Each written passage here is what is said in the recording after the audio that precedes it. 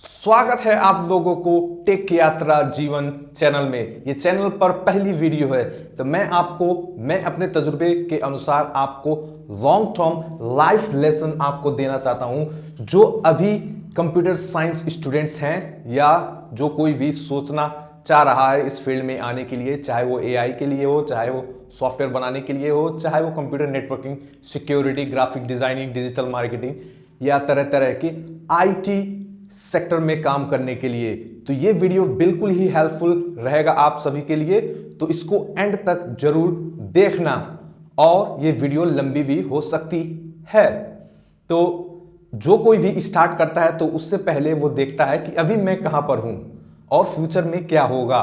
तो कई सारे सवालात होते हैं जो खड़े होते हैं। मैंने भी अपने करियर में शुरुआती दौर में मैंने किया है diploma in computer engineering, CTBT का यहाँ नेपाल का सरकारी करिकुलम है जो कि 3 साल का होता है।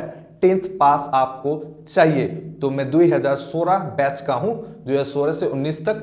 बीच में कोरोना के कारण फिर उसके बाद मैंने डिग्रियां इश्यू की 2022 में। तो आप मेरे लिंक्डइन के प्रोफेशनल अकाउंट में आप चले जाएंगे जो कि नया मैंने बनाया है, पहले वाला कॉम्प्रोमाइज हो गया था। तो वहां आपको मेरी डिग्रियां आपको देखने को मिल जाएंगी। तो इसीलिए मैं भी चाहता हूं कि आप वो सब गलतियां ना करें जो मैंने की है। तो इसीलिए ये लॉन्ग टर्म लाइफ लेसन्स आपके लिए मैं लेकर आया हूं। तो चलिए स्टार्ट करते हैं। आप सभी को पता होगा कि एआई का दौर चल रहा है।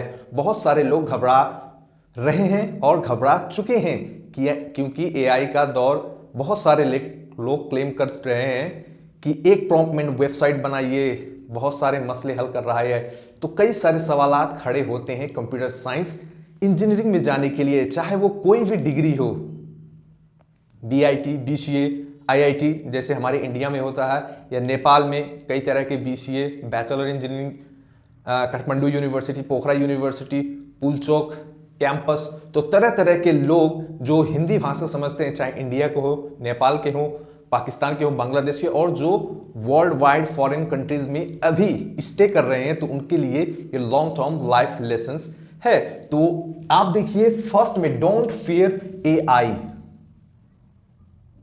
हम सबको पता है कि एआई में आजकल हमको बहुत सारी एडवांस चीजें देखने को मिल रही है, लेकिन इससे घबराना नहीं है। बहुत से लोग आपको यूट्यूब पे मिल जाएंगे, वो मसाला देते हैं, वो कंटेंट ऐसे डालते हैं व्यूज पाने के लिए। तो इसीलिए आप सतर्क रहें कि एआई से डरना नहीं है बिल्कुल भी। ये एक टूल है, जैसे पहले भी हिस्ट्री में कई सारे टूल्स आए। मैं आपको सिंपल सा एग्जांपल देता हूं। आप सभी लोगों को पता होगा कि सरकारी कार्यालय में या ऑफिसेस में बड़े बड़े गांठ के मुठरिया बांधकर उस पर फाइल रखी जाती थी, ये इस साल की, ये इस साल की, ये इस साल की। तो उस समय सर्चिंग खोजने के लिए बहुत समय लगता था। अगर कोई कह देता था 5 साल पीछे जाओ, इस नाम के बंदे को इस एड्रेस से ये फाइल निकाल के लाओ, उसका जन्म जड़ता, उसका नागरिकता, उसका गुम हो चुका है, फिर से उसको इश्यू करना है, तो बहुत सारा टाइम लग जाता था। अभी भी लोग रखते हैं फिजिकल कॉपी में, लेकिन उसके साथ साथ क्या आया? डिजिटल स्टोरेज, कंप्यूटर सिस्टम आया। तो कंप्यूटर सिस्टम में लोग डरने लगे कि अब हमारी ये जॉब चली जाएगी। लेकिन आप देखें आगे जाकर क्या हुआ, बहुत सारी जॉब अपॉर्चुनिटी कंप्यूटर बेस से आए। तो वो लोग जो पहले ही पुराने ख्यालात में रह चुके और आगे बढ़ना नहीं चाहा, तो वो लोग रिप्लेस हो चुके, जो नए लोग आने लगे। तो इसीलिए जिस दौर में जहां आपको ले जा रही हो उसके साथ ही चलना है, उसको छोड़ना नहीं, अपने वर्क फ्लो में उसको इंटीग्रेट करना है। तो जिन लोगों ने जैसे सरकारी कार्यालय में जो ऑफिसर होते हैं उनको तो निकाला नहीं जा सकता, तो उनको ट्रेनिंग दी गई कि ये आप कंप्यूटर सिस्टम आप अपने वर्क फ्लो में इस तरह से आप प्रयोग कर सकते हैं। हालांकि भले ही उनको भीतर की चीजें, प्रोसेसर के बारे में, computer architecture, programming, data structure and algorithm, ये सब ना पता हो, लेकिन उनको ऑपरेट करना आना चाहिए। जैसे कि एक बाइक है, हम लोग चलाते हैं, लेकिन मुझे भी नहीं पता भीतर इंजन के बारे में, हॉर्स पावर के बारे में और कई तरह की मसले। तो आपको सिर्फ ऑपरेट करना जानना है। तो एआई से घबराना नहीं है, एआई के साथ चलना है। अपने वर्क फ्लो में कैसे उसको इंटीग्रेट करना है, चाहे आप ग्राफिक डिजाइनर की तरफ जाना चाहते हो, चाहे आप प्रोग्रामिंग की तरफ जाना चाहते हो, चाहे आप डिजिटल मार्केटिंग की तरफ जाना चाहते हो, ई कॉमर्स का बिजनेस करना चाहते हो, या कोई भी तरह आप कहीं भी हो, उसको इंटीग्रेट करने का आपको जानना पड़ेगा, कैसे एआई को इस्तेमाल करना है। इसके साथ ही आपको आगे बढ़ना है, ना ही कि आप दिन भर सोचते रहें कि एआई हमारा जॉब खा लेगा, एआई हमारा जॉब खा लेगा। हाँ, ये बिल्कुल सच है कि कुछ जो टास्क रिपीटेटिव हो चुकी हैं, बहुत सारी जो टास्क जो रिपीटेटिव हो चुकी हैं वो एआई रिप्लेस करेगा। और हम लोग देख भी रहे हैं, जैसे ट्रांसलेटर का काम, पहले बहुत से मिनिस्टर लोग एक हायरिंग डेडिकेटेड ट्रांसलेटर रखते थे जब विदेशों में जाते थे, लेकिन अभी चाइना में ऐसा हम लोगों को डिवाइस मिल चुका है कि आप बोलिए अपने जुबान में, अगला वाला बंदा चाइनीज है तो वो चाइनीज में ट्रांसलेट करके देगा, फिर वो चाइनीज में बोलेगा तो वो ट्रांसलेट हो जाएगी आपकी भाषा में। इस तरीके से भी कम्युनिकेशन आपको देखने को मिलेगा। साथ ही साथ हमारे पास गूगल का भी सिस्टम है, ब्राउजर पे आप English to Hindi, Hindi to Nepali translate कर सकते हैं ठीक ठाक। तो इसीलिए जो रिपीटेटिव टास्क है, जैसे लेबर का हैवी टास्क है, हाँ उसमें भी रिप्लेस करेगा, लेकिन उसको चलाने के लिए कोई बंदा चाहिए। जैसे कि कंप्यूटर आने से जॉब खत्म नहीं हुई और कई सारे नए नए जॉब्स आए, ऐसे ही एआई से डरना नहीं। जब एआई कोई भी शेप लेगा तो कोई ना कोई आपको जॉब मिलेगी। जैसे कि मुझे ऐसा लगता है कि एआई को, मशीन को कैसे ऑपरेट किया जाए, कैसे इस्तेमाल किया जाए, इस तरह की जॉब आपको बहुत सारी मिलेंगी, ये मेरा अनुमान है। तो आपको बिल्कुल भी घबराना नहीं है, एआई के साथ चलिए, कैसे इस टूल को इस्तेमाल करना है अपने वर्क फ्लो में। तो आप दिन भर मत सोचते रहिए कि मुझे टेक फील्ड में आना है या नहीं, प्रोग्रामिंग, ये देखो एक कोड लिख रहा है, प्रॉम्प्ट लिख रहा है, पूरा वेबसाइट ही बना दे रहा है, ऐप ही बना दे रहा है, नो कोड वेबसाइट्स है, नो कोड ऐप प्लेटफॉर्म है, डिजिटल मार्केटिंग का पूरा काम है। नहीं भाई, ऐसा नहीं है, बिल्कुल नहीं है। अभी आप बिगिनर फेज में हो, जो आप यूट्यूब पे देख रहे हो, ये बिल्कुल ही सरफेस नॉलेज है, तो इससे आप गुमराह मत होजिए। जैसे कि बहुत से लोग आपको क्लेम करेंगे डिग्री पढ़ने की जरूरत नहीं है, बिना डिग्री के भी आओ, लेकिन इसमें बहुत सारी गहराइयां भी होती है, अभी आपको उतना समझ नहीं आएगा अगर आप बिगिनर फेज हो। जैसे ही आप 4-5 साल क्रॉस करेंगे इस फील्ड में तो आपको बहुत सारा एक्सपोजर मिलेगा। तो जैसे मैंने कहा कि सबको ये चिंता रहती है कि मुझे अब मैं यहां हूं और आगे क्या होगा, तो इस पर ज्यादा आप डरिए मत एआई से। तो आपको उसके साथ ही आपको चलना है।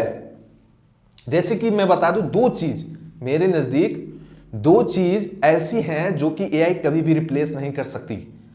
फर्स्ट जो है, जैसे आपने कई फिल्मों में देखा होगा कि इमोर्टल का कॉन्सेप्ट, कि बंदा कभी भी नहीं मरेगा, इस तरह के अभी भी खोज होते हैं, साइंस लोग करते हैं, प्लस आपको कई सारी मूवीज वेब सीरीज में देखने को मिलता है।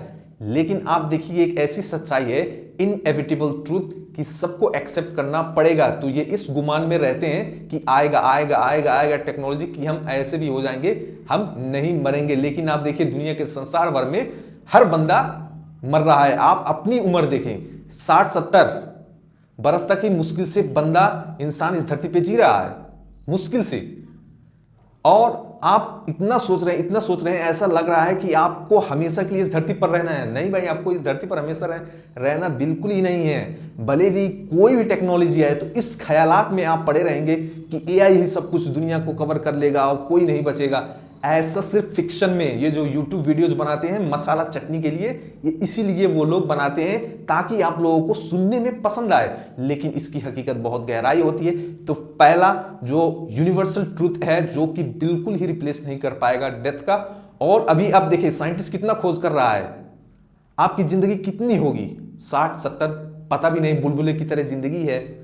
तो आप उससे पहले भी मर सकते हैं, आज भी मर सकते हैं, कुछ सेकंड बाद, कुछ साल बाद।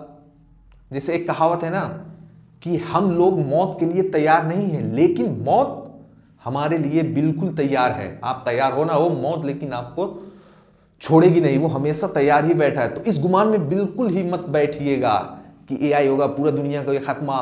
और इस तरह की वीडियो से, जो ये फिक्शन यूट्यूब वीडियोस बनाते हैं, उनसे बिल्कुल ही दूर रहिए। ये रियलिटी से कुछ भी ताल्लुक नहीं रहता। ये ऐसे चीज बनाते हैं जो आपको दिल को पसंद लगे, हकीकत बिल्कुल ही नहीं था। सेकंड चीज, स्पिरिचुअलिटी।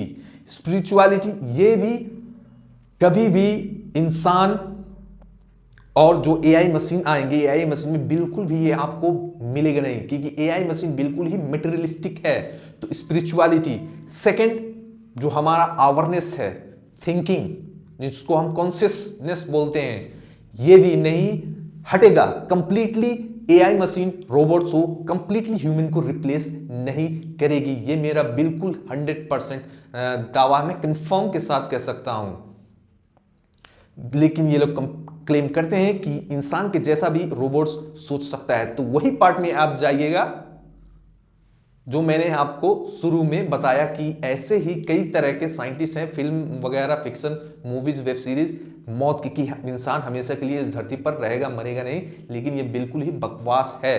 तो ऐसे ख्यालात में ये तीन चीज मेरे नजदीक बिल्कुल ही रियलिस्टिक है और कभी भी एआई मशीन्स ह्यूमन को रिप्लेस नहीं कर सकती। ये मेरा तीन बहुत पॉइंट्स है। लेकिन हाँ, एआई बहुत सारा एडवांसमेंट लेकर आएगा, हमारी जिंदगियों का बहुत से चीजों को ये एकदम कन्वीनियंट कर देगा, आसान कर देगा। जैसे कि पहले आप देखिए, खेत जोतने के लिए लोग बैल भैंस का प्रयोग करते थे। धीरे धीरे टेक्नोलॉजी जैसे बढ़ता गया, ट्रैक्टर आ गया, फिर उसके बाद अब बैठौनी करने के लिए मशीन भी आ गई है, धान रोपने के लिए। तो इसी तरीके से इन्वॉल्वमेंट होता रहेगा मशीन का। तो जहां कहीं भी रिपीटेशन बढ़ेगा वहीं रोबोट आ जाएंगे। जैसे कि आप देखिए, सेल्फ ड्राइविंग कार आ चुकी है, तो वो डिटेक्ट करता है, डेटा उसको चाहिए।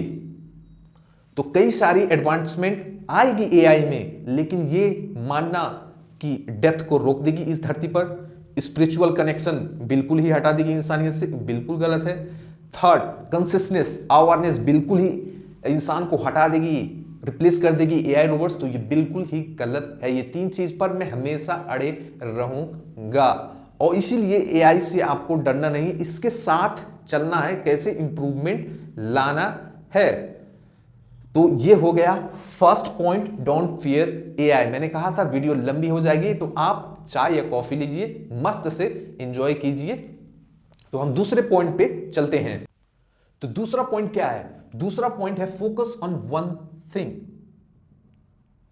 एक चीज पर आप फोकस कीजिए। जब आप कंप्यूटर साइंस इंजीनियरिंग या कोई भी आईटी के डिग्री कर रहे होंगे तो आपको कई सारी फील्ड्स उसमें आपको पढ़ने को मिलेंगी। नेपाल में आप कंप्यूटर इंजीनियरिंग करेंगे, आपको कंप्यूटर नेटवर्किंग भी पढ़ाया जाएगा, डेटाबेस के बारे में पढ़ाया जाएगा, एआई एमएल के बारे में पढ़ाया जाएगा, सिक्योरिटी के बारे में पढ़ाया जाएगा, ई कॉमर्स के बारे में पढ़ाया जाएगा, डेटा स्ट्रक्चर एंड एल्गोरिथम के बारे में पढ़ाया जाएगा, ग्राफिक डिजाइनिंग के बारे में पढ़ाया जाएगा और कई तरह के cyber law, cyber security, cloud computing, game development, programming, ये सब सिखाएंगे। तो आपका माइंड बिल्कुल ही ब्रस्टेड हो जाता है। तो इसीलिए फोकस ऑन वन थिंग। आपने एक, हम लोग जब बच्चे थे आपको याद होगा, एक मैग्नीफाइंग ग्लासेस लेते थे और पेपर को रखते थे और सूरज से लाइट पास होती थी मैग्नीफाइंग ग्लास से, तो वो पेपर जल जाता था। ऐसा क्यों होता था? क्योंकि उसका फोकस, जो मैग्नीफाइंग ग्लासेस है, पूरा का पूरा लाइट उस मैग्नीफाइंग ग्लास से थ्रू जा रहा है। फोकस, बिल्कुल फोकस। हालांकि आरी बगल आपके वरी परी जो चीज हो रही है, कोई गाड़ी इधर उधर, कोई बंदा इधर उधर चल रहा है, दुनिया में बहुत सारी चीजें, लेकिन वो फोकस की वजह से वो ऐसे ऐसे धीरे धीरे आंच लगने लगती है, फिर वो जल जाता है।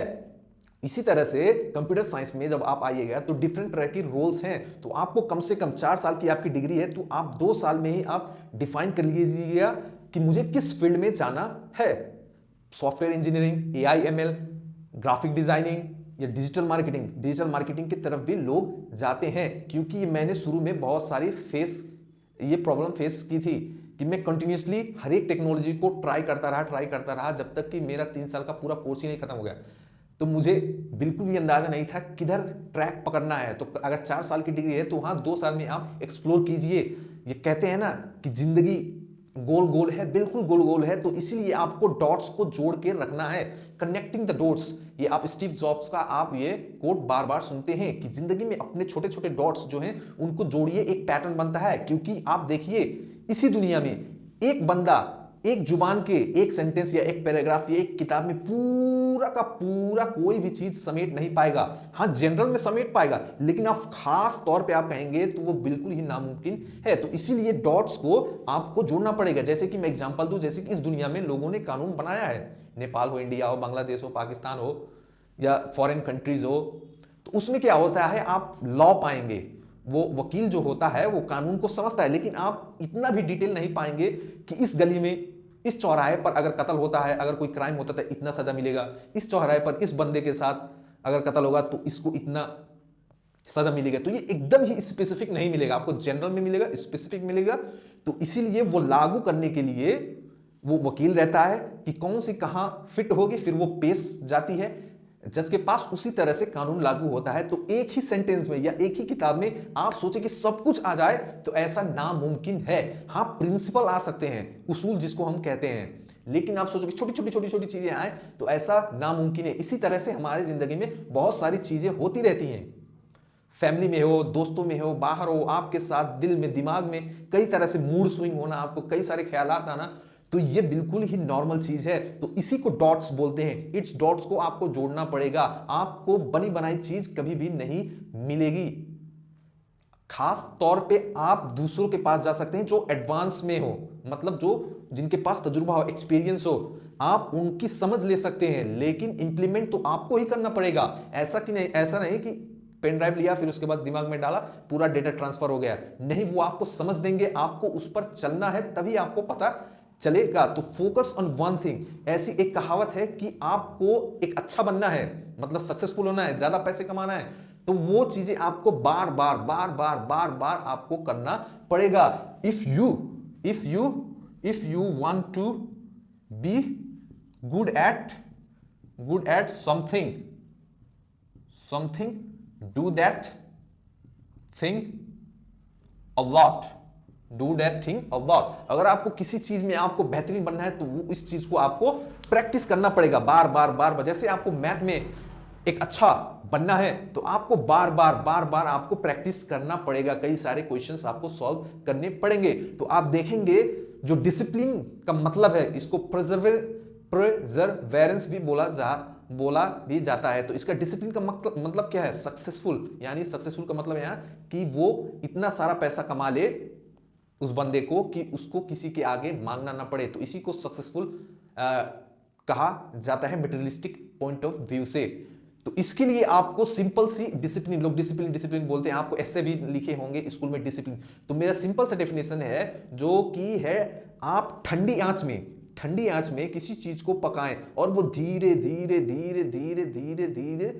धीरे पकते रहे और वो गर्म हो, फिर उसके बाद खाना पके। अब वो कब पकेगा वो डिपेंड करेगा आपके हार्ड वर्क पर। तो आपको एक चीज पर बिल्कुल फोकस करना है, उसके आजू बगल में आपको रहना है। ऐसा बिल्कुल नहीं है कि बिल्कुल ही कट ऑफ होना है। ये मान के चलिए आप पेड एडवर्टाइजिंग सीख रहे हैं, फेसबुक पेड एडवर्टाइजिंग सीख रहे हैं, तो आपके आरी बगल क्या हो रहा है उसका बेसिक नॉलेज होना चाहिए, एसईओ का, वेबसाइट का, ये सब चीजें बेसिक नॉलेज होना चाहिए। लेकिन जो आपका मेन प्राइमरी फोकस है उस पर आपको दिमाग में ध्यान रखते हुए आपको ठंडी आंच पे पहले ले जाना है, फिर धीरे धीरे गर्म होते होते फिर आपको जब वो समय आएगा तब आपको सफलता मिलेगी। इसी को डिसिप्लिन बोलते हैं। आप लोगों ने कई तरह के motivational speaker, motivational influencer YouTube पे और कई सारी रील्स आपने देखी होंगी कि जिम जाओ, डाइट बनाओ, अपना दिमाग माइंडसेट बनाओ, ये बनाओ वो बनाओ, फिर सक्सेस मिलेगी आपको, ये हैबिट करो वो हैबिट। हालांकि ये बिल्कुल ही सही है, लेकिन एक्चुअल में ये बिल्कुल ही बकवास है। मेरा कहने का मतलब ये है कि आप जितने भी बड़े बड़े यूट्यूबर को आप देखेंगे तो आपको ये मिलेगा, बहुत ही कम लोग हैं जो बिल्कुल से टाइम में गए हो जिम में, डाइट बिल्कुल एकदम मस्त उनका था और उनका लाइफ स्टाइल एकदम बढ़िया था, वो सटीक तरीके से सोचते थे, और इस तरीके से बहुत रेयर आपको मिलेंगी। लेकिन ये इन्फ्लुएंसर लोग इतना हाइप आपको दिलाते हैं कि ऐसा लगता है कि ये सब नहीं करेंगे तो आप सक्सेसफुल नहीं होंगे। हालांकि ये बिल्कुल गलत है। जितने भी सक्सेसफुल लोग हैं जिन्होंने पैसा बनाया, अभी भी जो टेक इंडस्ट्री में है या बाहर की दुनिया में है, उसमें आप पाएंगे ये कभी जिम नहीं जाते थे, मतलब रेगुलर, ये कभी मतलब इतने बजे सोना है, इतने बजे उठना है, नहीं भाई, ये लोग कड़ी मेहनत करते थे। हाँ, सक्सेस होने के बाद में आपको मिलेंगे कि वो जिम जा रहा है, अच्छा खासा डाइट का प्लान है, लेकिन सक्सेस न मिलने से पहले, जैसे हमारे अलग सर को देख लीजिए, इंडिया में फिजिक्स वाला, क्या आपको वो दिखते हैं?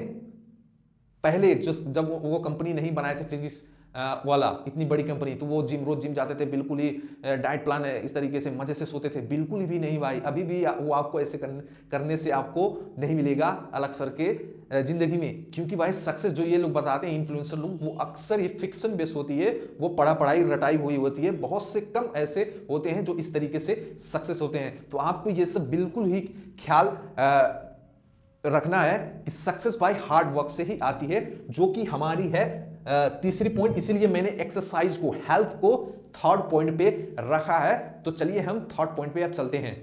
तो थर्ड पॉइंट हमारा है एक्सरसाइज।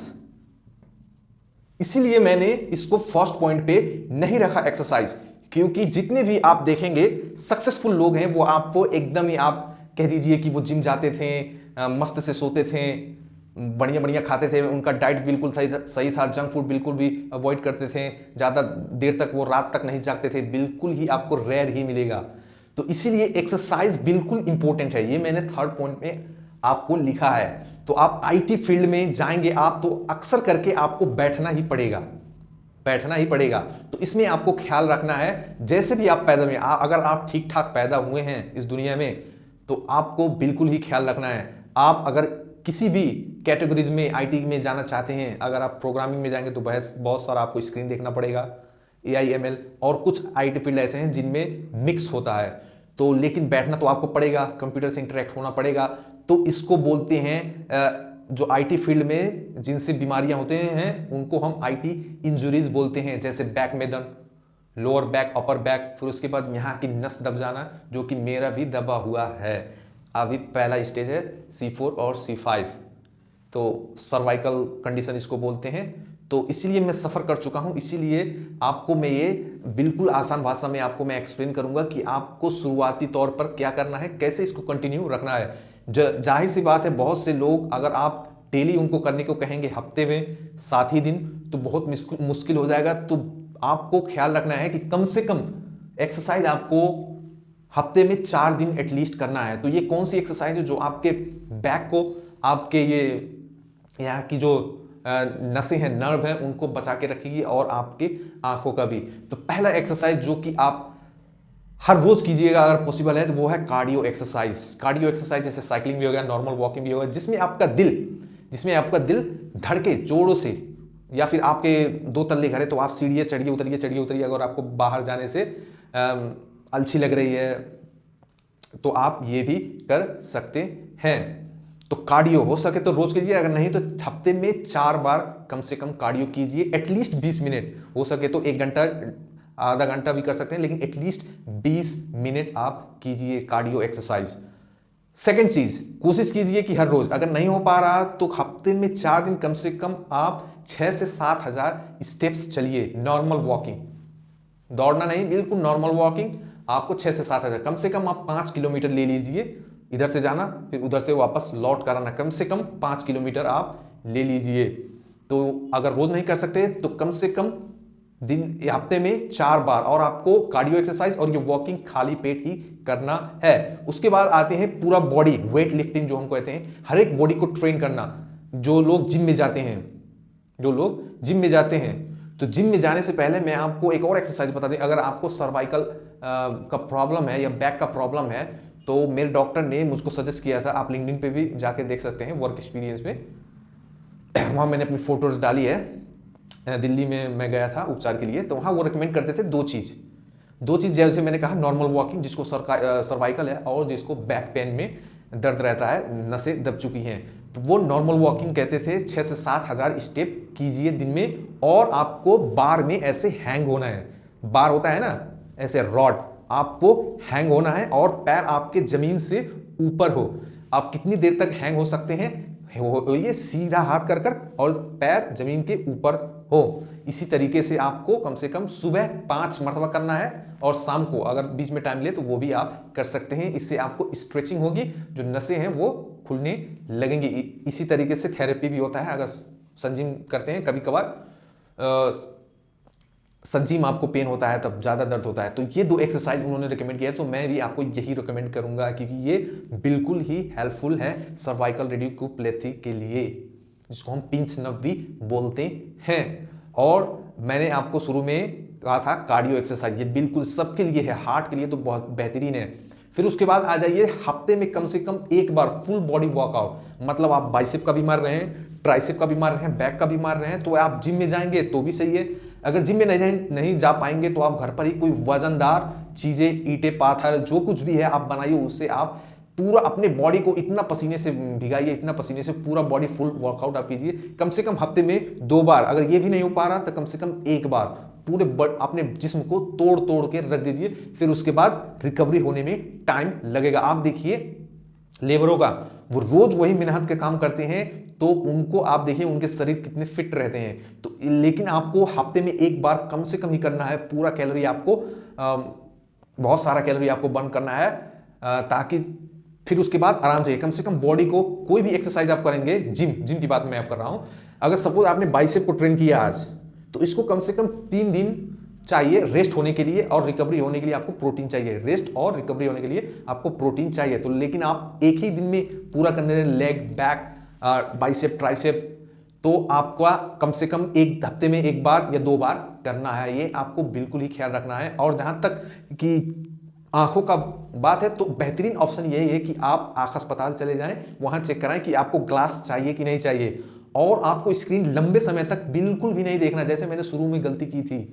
मैं इतना कीड़ा था कंप्यूटर साइंस के लिए, कंप्यूटर पढ़ने के लिए, क्योंकि मैंने स्कूल में कंप्यूटर सब्जेक्ट मेरा नहीं था, मैंने कभी भी पढ़ा नहीं हुआ था, तो मेरे में बहुत कीड़ा था। मैं दिन भर तक बैठता था, दिन भर तक, लिटरली दिन भर तक, सुबह से लेकर शाम तक। और मैं कॉलेज हफ्ते में 2 या 3 बार ही जाता था। तो इसीलिए मैंने ये सब चीज़ें नहीं की, तो इसीलिए ये मुझको सर्वाइकल का प्रॉब्लम है। और हो सकता है अगर मैं मेंटेन ना करूं तो ये और भी बढ़ सकता है। बहुत शदीद ही दर्द होता है, नीडल जैसा, एक सुई घोंपने जैसा दर्द होता है। तो आपको ये बिल्कुल ही ख्याल रखना है कि अपने काम को तो करिए, लेकिन हेल्थ सबसे ऊपर होना चाहिए। लेकिन ये कहावत है कि आपको कुछ पाने के लिए कुछ खोना पड़ेगा, तो हाँ भाई ये सच है। जितने भी लोग पैसे बनाते हैं ज़्यादा से ज़्यादा, उनको आप देखिएगा कहीं ना कहीं वो कंप्रोमाइज करना पड़ता है। वो एक फैक्टर है हेल्थ इश्यू। तो इसी को मेंटेन करना है। जाहिर सी बात है, अगर कोई आप काम कर रहे हैं, आपको बीच में ही रुकना पड़े तो आपको नहीं जाना मन करता। तो इसीलिए प्रोमोडोर एक टेक्निक होता है, 30 मिनट या 25 मिनट के बाद आप अलार्म लगा सकते हैं, फिर 5 मिनट उठिए, पानी सानी पिए, फिर उसके बाद में आप आ सकते हैं, स्ट्रेचिंग कीजिए। उसके बाद आप कम से कम पानी आप ज़्यादा अपने शरीर में लीजिए, आंखों का भी फायदा है। एक और आंख का एक्सरसाइज ये है कि आप जब कंप्यूटर से उठिएगा आधे घंटे बाद या 40 मिनट के बाद, तो आप 20 फीट को आपको ऐसे देखकर आंख चिपकाना है।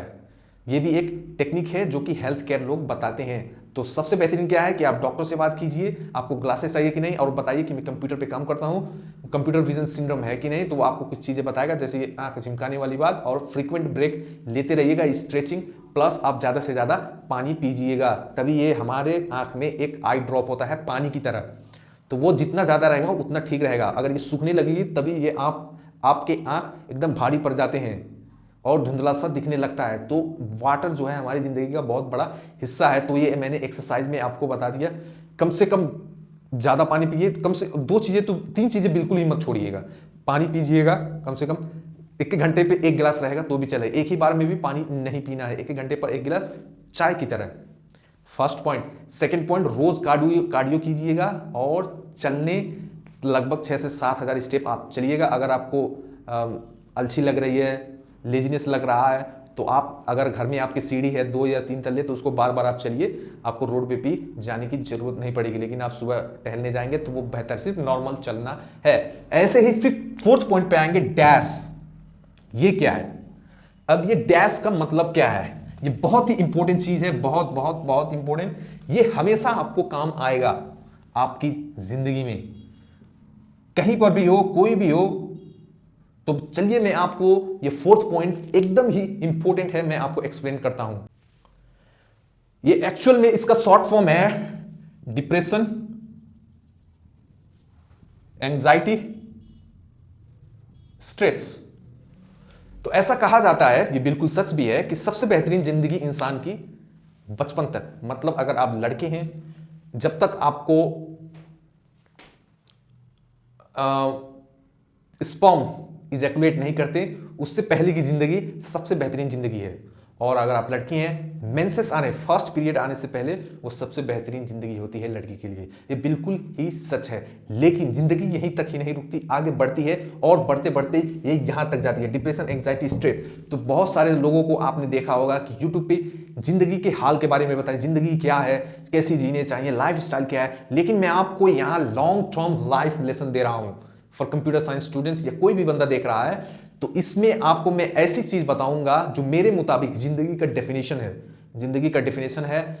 हर किसी ने आपको अलग अलग बातें सिखाई होंगी, बिल्कुल वो भी सच है, बहुत सारी चीजें हैं।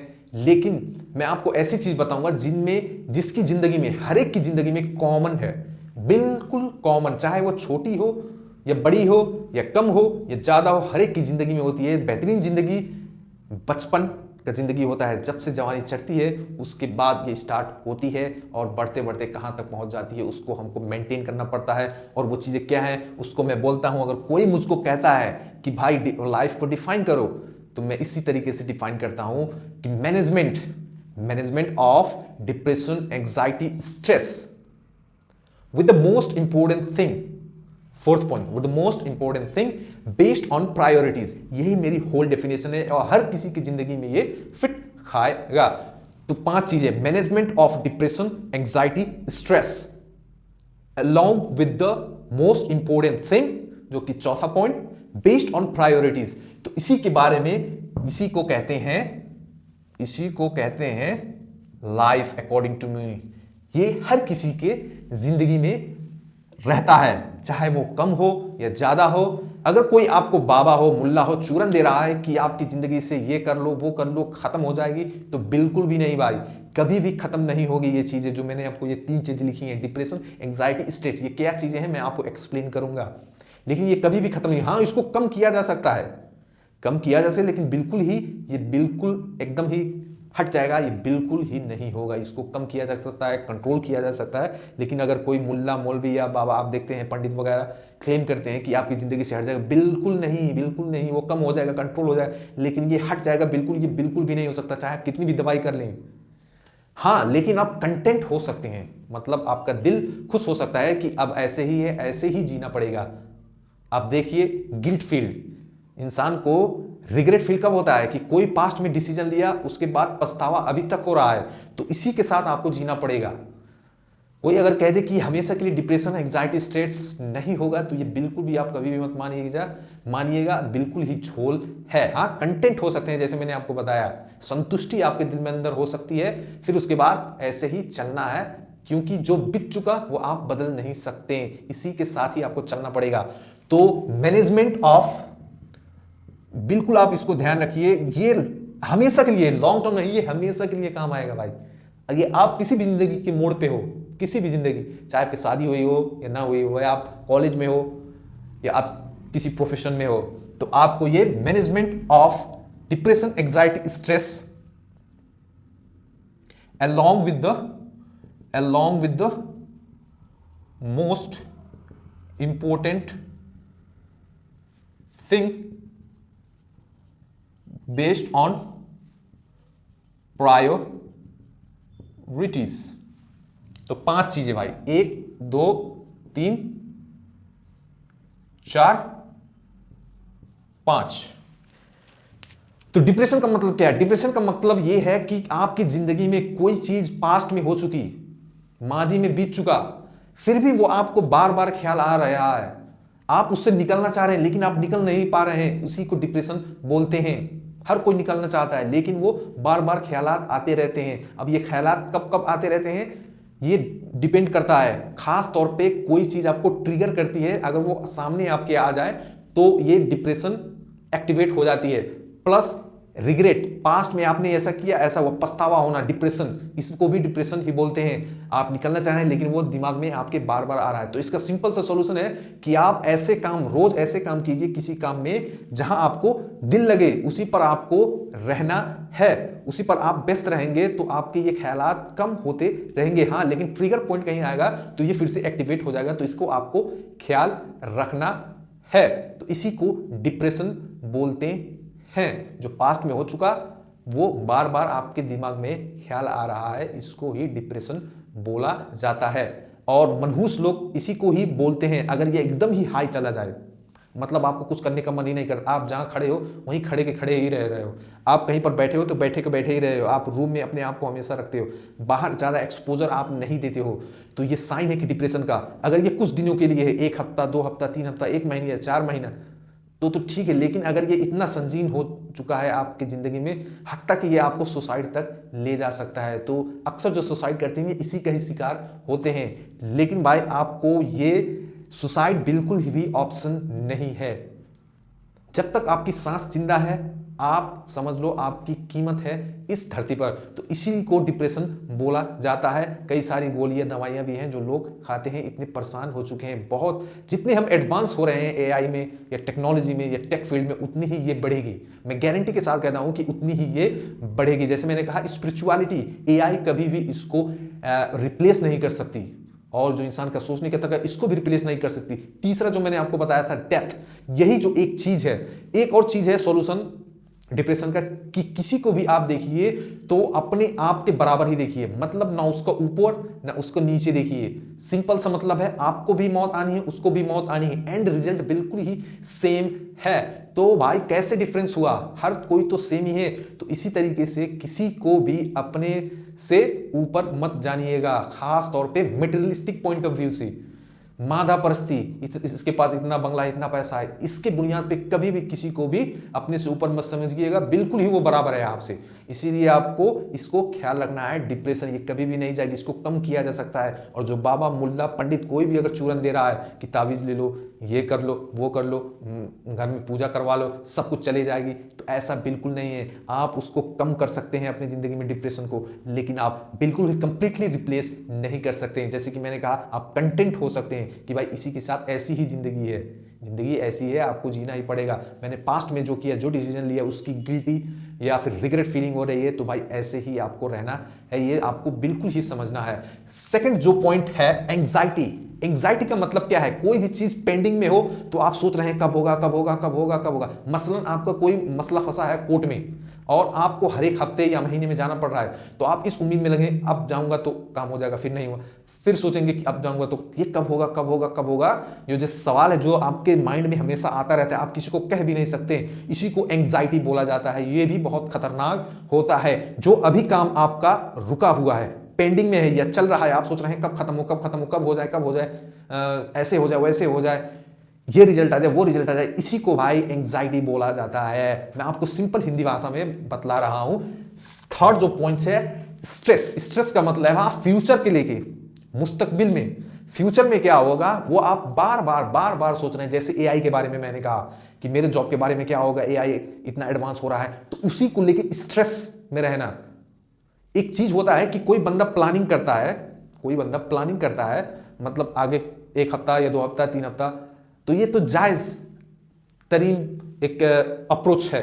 लेकिन कोई बंदा 10 साल में क्या होगा, 5 साल में क्या होगा, अब दुनिया कैसी होगी, अरे भाई तेरी जिंदगी पहले तू देख, तू एक बुलबुला है, 70-80 साल की लगभग इंसानियत की एवरेज की जिंदगी है, और तू भाई इतना लंबा सोच रहा है।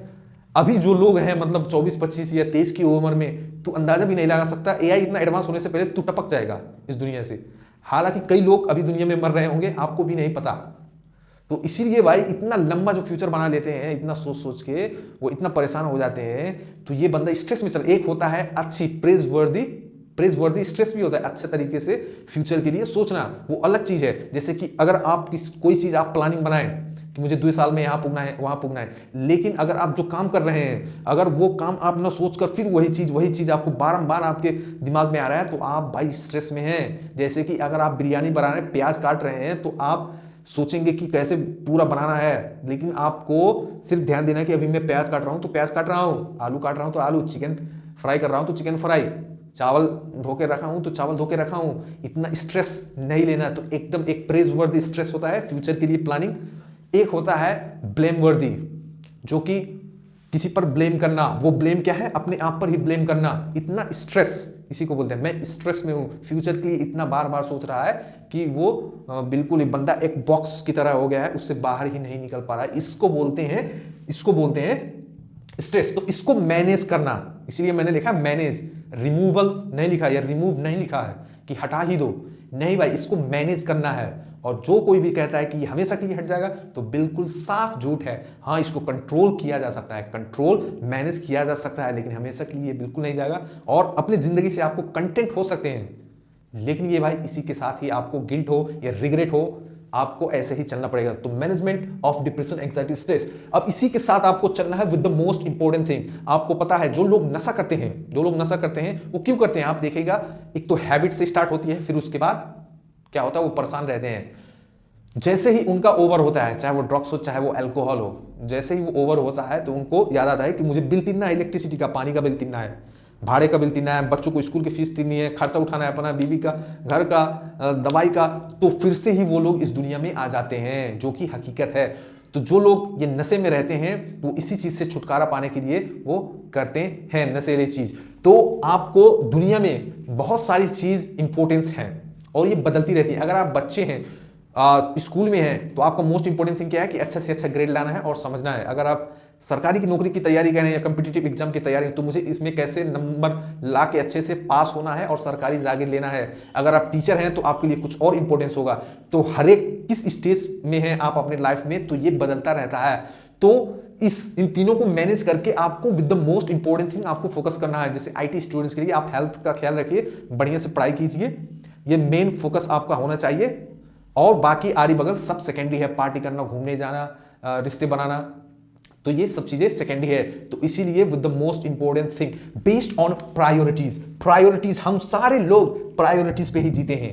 फॉर एग्जाम्पल, अगर आप पड़ोस लोगों को ख्याल रखते हैं, अपने पड़ोस, कितनी अच्छी बात है, हर कोई कहेगा अच्छा। लेकिन अगर कोई बंदा जान जाए कि अपने ही माँ बाप का आप ख्याल नहीं रख रहे हैं, तो क्या आपको कोई अच्छा कहेगा? बिल्कुल ही नहीं कहेगा। लेकिन आप कहेंगे मैं तो बाहर अच्छा कर रहा हूं लोगों के साथ। नहीं, आपके पहले प्रायोरिटीज कौन आता है, वो भी कीजिए, ये भी कीजिए, लेकिन आप पहले जो प्रायोरिटीज हैं आपके माँ बाप, इनको छोड़कर आप दूसरों को देखभाल कर रहे हैं, तो ये बिल्कुल ही गलत है। कोई बंदा ये नहीं कहेगा कि दूसरों को ख्याल ना रखा जाए, पड़ोसी का या नातेदार का, लेकिन भाई पहले प्रायोरिटीज क्या है, आपकी माँ। तो हर एक की जिंदगी में ये प्रायोरिटीज रहती हैं और ये बदलती रहती हैं। जैसे मोस्ट इंपॉर्टेंट थिंग आपकी जिंदगी में बदलती रहती है, किस स्टेज पर हो आप अपने लाइफ में, ऐसे ही ये भी प्रायोरिटीज आपके बदलते रहते हैं। आप देखिए, सुबह उठते हैं, आप बाथरूम जाते हैं, हालांकि आपको 10-5 मिनट ही लगता है, लेकिन सर सफाई भी जरूरी है ना, ब्रश देखिए कितना छोटा सा है। लेकिन प्रायोरिटीज, तो आपको प्रायोरिटीज ये बदलती रहती हैं। जैसे मैंने कहा, अगर आप कंप्यूटर साइंस स्टूडेंट्स हो तो आपको हेल्थ को ख्याल रखना है, आपको पढ़ाई में ध्यान रखना है और प्रोजेक्ट्स बनाना है,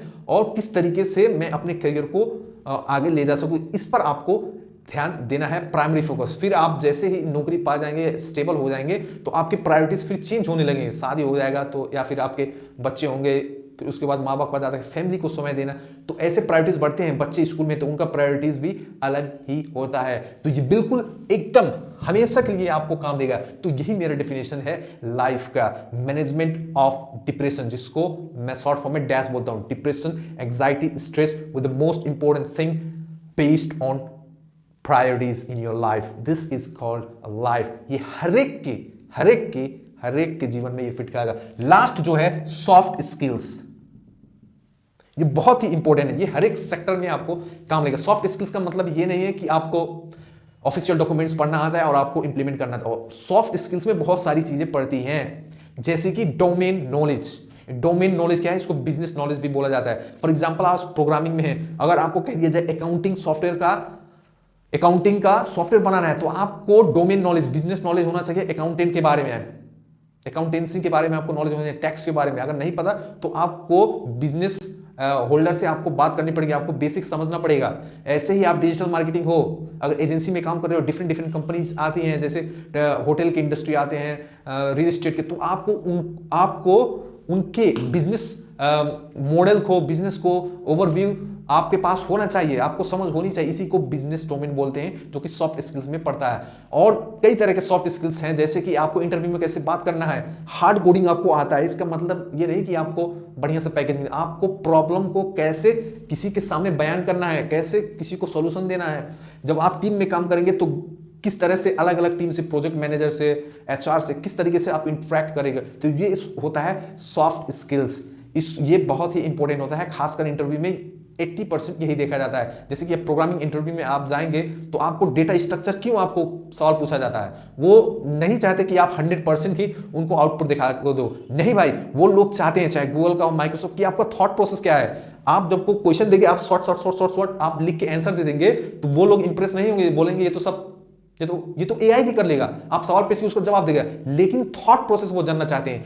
ये प्रॉब्लम है, इस प्रॉब्लम को एक्सप्लेन करो, ये प्रॉब्लम क्या है, ये सॉल्यूशन जो आपने लिखी है हर एक स्टेप में, ये क्यों लिखे हैं और क्यों इंप्लीमेंट किया है, इसका कोई अल्टरनेटिव है या नहीं है।